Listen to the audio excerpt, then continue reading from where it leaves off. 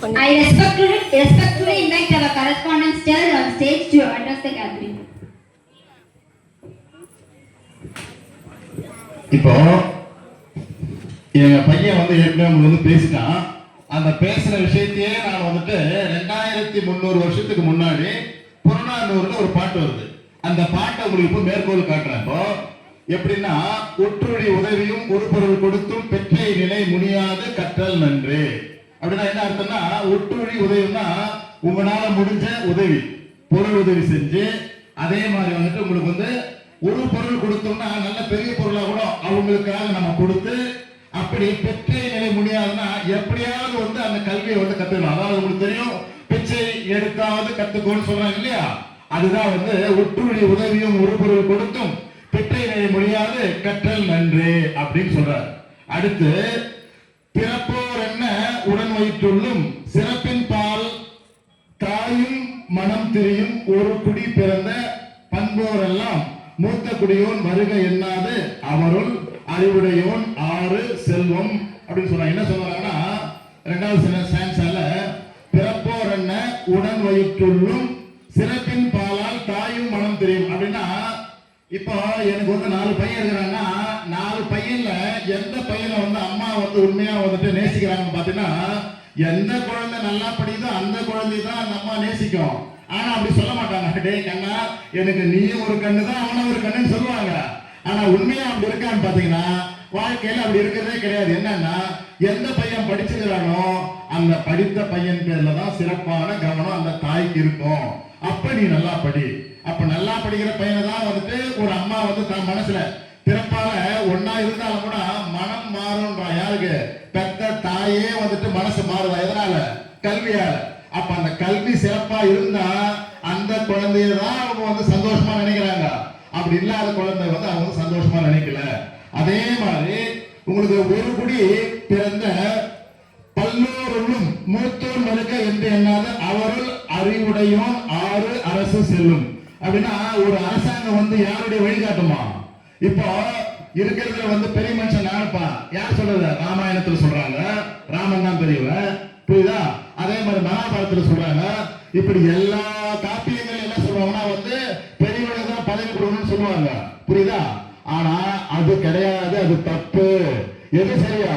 இருக்கிறதுல யார் வந்துட்டு சிறப்பா இருக்கிறாங்களோ அவங்கள கூட வச்சுக்கிறாதான் எந்த அரசாங்கம் என்ன செய்யுமா? யார் வந்து சிறப்பானவர்களோ, அப்ப யார் அறிவுடையரோ அந்த அறிவுடையருடைய பின்னாடிதான் அரசாங்கமே செல்லும். அதனாலதான் என்ன பண்றாங்க, அரசாங்கம் வந்து கன்சல்டன்ட் வச்சுக்கிறாங்க. அப்போ யார வச்சுக்கிறாங்க பாத்தீங்கன்னா, அறிவுடையவர்களா வச்சுப்பாங்க. மூத்தவங்களா இருக்கிறதுக்காக அவங்களுக்கு பதவி கொடுக்க மாட்டாங்க. அப்போ என்ன சொல்றாங்க அந்த புறநானூறு பாட்டுல, அறிவுடையவன் தான் வந்து உங்களுக்கு வந்துட்டு மேல வர முடியும், வயசுக்காக மட்டும் வருமானம் கண்டிப்பா வராது. இது எல்லாம் கூட முக்கியம் கிடையாது. இப்ப கடைசி லைன் நான் சொல்றேன் பாரு, இந்த லைனை மட்டும் நீங்க வாழ்நாள்ல எல்லாரும் ஞாபகம் வச்சுக்கணும். என்ன சொல்றாங்க? வேற்றுமை தெரிந்த நாற்பால் உள்ளும். வேற்றுமை தெரிந்த நாற்பால்னா ஐயர்னா நான் தலைமையில தான் இருப்பேன், சத்திரியன்னா நீ வந்துட்டு தோல்ல தான் இருக்கணும், வயசுன்னா நீ வயிற்றுல தான் இருக்கணும், சூத்திரன்னா நீ கீழே தான் இருக்கணும்.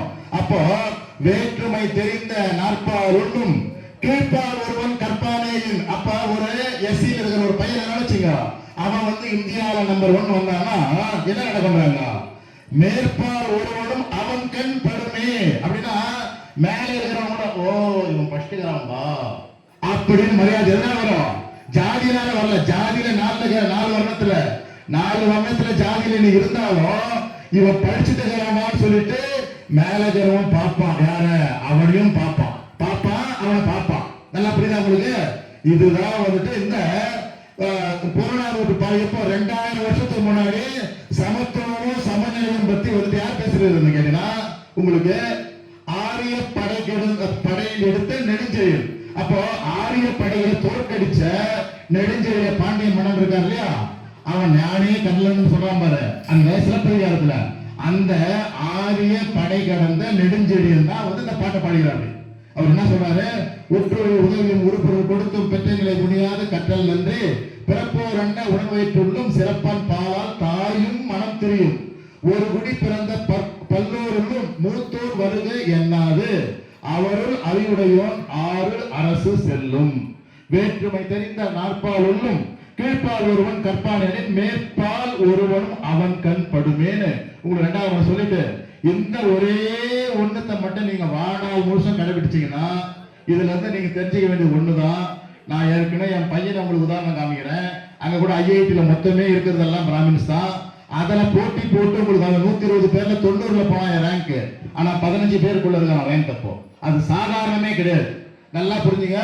120 பேர்ல 90வது ரேங்க்ல போன பையன் இன்னைக்கு 15 ரேங்க் உள்ள வந்துருக்கான். அப்போ ஆல் இந்தியா காம்படிஷன் அவன் வந்துட்டு ஒரு குவாண்டம் ஒரு ஃபீல்டுல இன்னைக்கு வந்து இந்தியாவில் இருக்கிற 9 பேர்ல ஒரு ஆளா செலக்ட் ஆயிருக்கான்.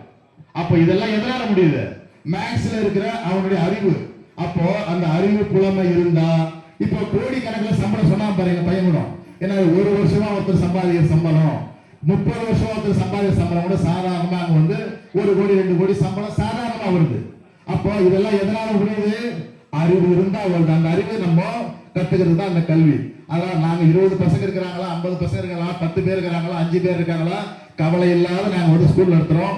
நீங்க எங்களுக்கு ஒத்துழைப்பு இன்னும் நல்லா நல்குனீங்கன்னா இன்னும் மென்மேலும் வந்து நம்ம வந்து வளர்ச்சி அடைய முடியும். கல்வி ஒண்ணுதான் சிறந்த ஆயுதம்னு எங்க பையன் கூட சொன்னா பாருங்க. அதே தான் நான் உங்களுக்கு திரும்ப சொல்ல வரேன். எந்த ஜாதினா இருக்கட்டும், அந்த மேல் ஜாதியில இருக்கிறவங்க கீழ் ஜாதியில இருக்கிற ஆள் படிச்சுட்டான்னா, ஓ இவன் படிச்சுட்டான்னா இவனுக்கு நம்ம மரியாதை கொடுத்தாகணும் அப்படின்ற ஒரு சூழ்நிலை வர வைக்கணும்னா நீங்க அந்த கல்வியை ஆயுதமா எடுத்து நல்லா படிச்சு சிறப்பா வரணும்னு சொல்லி இந்த 14வது ஆண்டு விழாவுக்கு வருகை தந்த உங்கள் அனைவருக்கும் நான் நன்றி செலுத்துகிறேன்.